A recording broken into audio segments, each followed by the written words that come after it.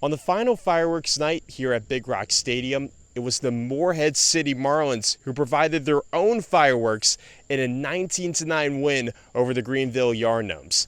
Despite the Gnomes holding a 9-7 advantage after 4.5 innings, it was the Fish who exploded for 7 runs in the home half of the 5th inning and didn't look back.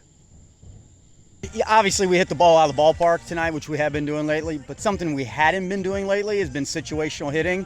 And tonight we got some runs there in situational hitting that we've been leaving out there the last few games. So that was good to see. That was talked about in the postgame tonight as well. So good overall offensive performance.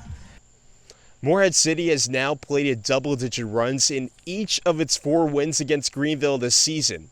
But that's not really a shocker if you ask Marlins head coach Sam Carroll. Our positionals are really good, and if we get into a shootout, a gorilla ball kind of game, I feel really good with our guys. Every day I feel confident with our offense. I think we got one of the top offenses here in the CPL. Feel really good with a senior-heavy offense coming out any day and putting up a big number. The Fish will have another chance to continue their offensive hot streak against the Gnomes, this time on the road at Guy Smith Stadium. First pitch for tomorrow's matchup between Greenville and Morehead City is set for 6:30. Reporting from Big Rock Stadium, I'm Christian Dahms. Christian Dahms here with Marlins head coach Sam Carroll after the Fish walk it off against the Owls 11-10. Coach, first walk-off win of the season for Morehead City. What are the vibes like?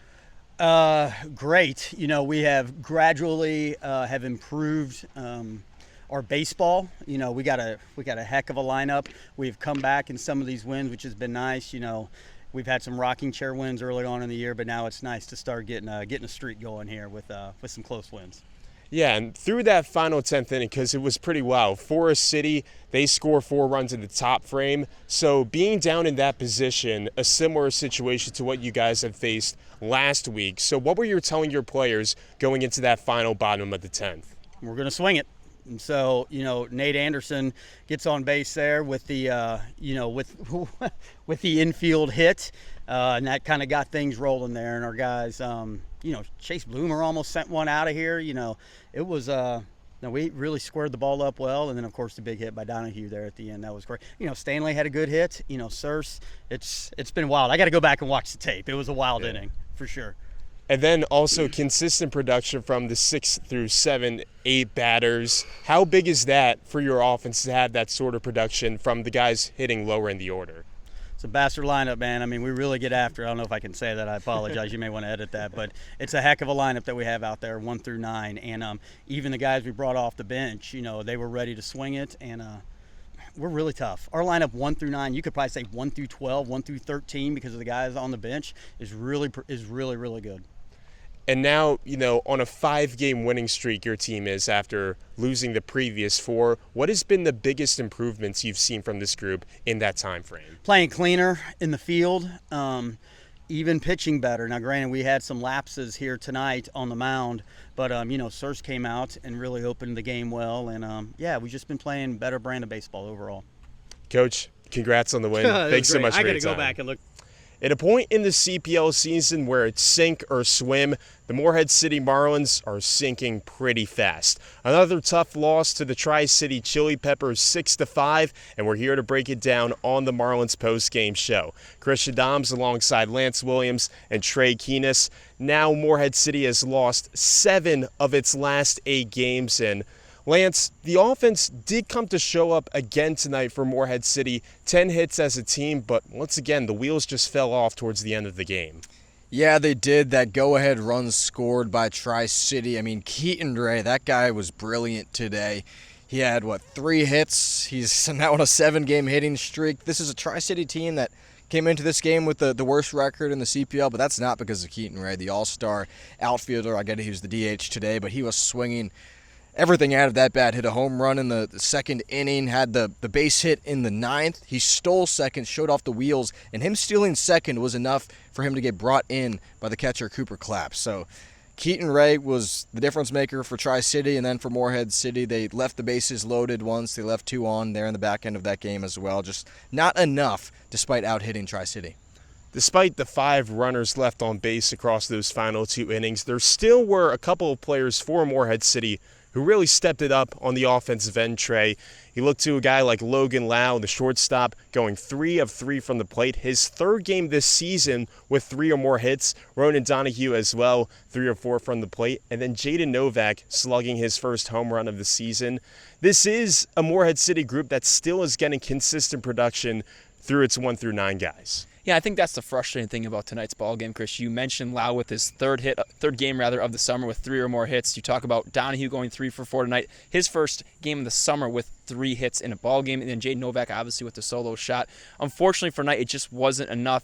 I know Lance mentioned obviously you left the bases loaded, then you had 2 runners on there later on in the game, but this is a team that was 3 for 5 with runners in scoring position tonight. So I thought that was enough for this team to be able to come out on top. But unfortunately, this Tri-City team, talk about Keaton Ray, he was a thorn in the Marlins side, and he was able to take advantage of Morehead City time and time again. And that's just the thing with Morehead City. Now they moved to 1-5 in 1-run games in the month of July, 1-9 in games decided by 2 runs or less. So this is a team that's not really used to winning close games. When they do win, it's really in commanding fashion. So we now move to the point in the summer where you talked about sink or swim, and a team that is truly sinking. Wilmington wins tonight. They have a 3-game lead over the Marlins. Morehead City having to win out and have the Sharks lose out for the Marlins to make the playoffs. So at this point, it's really do or die. The good news is they have an off day tomorrow to really recollect and regroup themselves for what's going to be the toughest 4-game stretch of the summer. There really is no room for error at this point. Morehead City needs a real big turnaround across the final 4 games of the CPO regular season. Lance, this team with the rest day tomorrow, but going into these final 4 games, what's going to be the real difference maker if Morehead City wants a shot at the playoffs? I think it's pitching. I mean, they've lost their last 4 games now. A lot of struggles on the mound. Today wasn't a bad game. They had the 6 runs allowed, but a couple of them were unearned, so also have to tie up those fielding mistakes. And then for the offense, I get it. They've played now 44 games. A lot of these guys are exhausted, but Trey mentioned, now or never. You have to swing the bat, and you have to stand poised on the mound. They've got to lock in.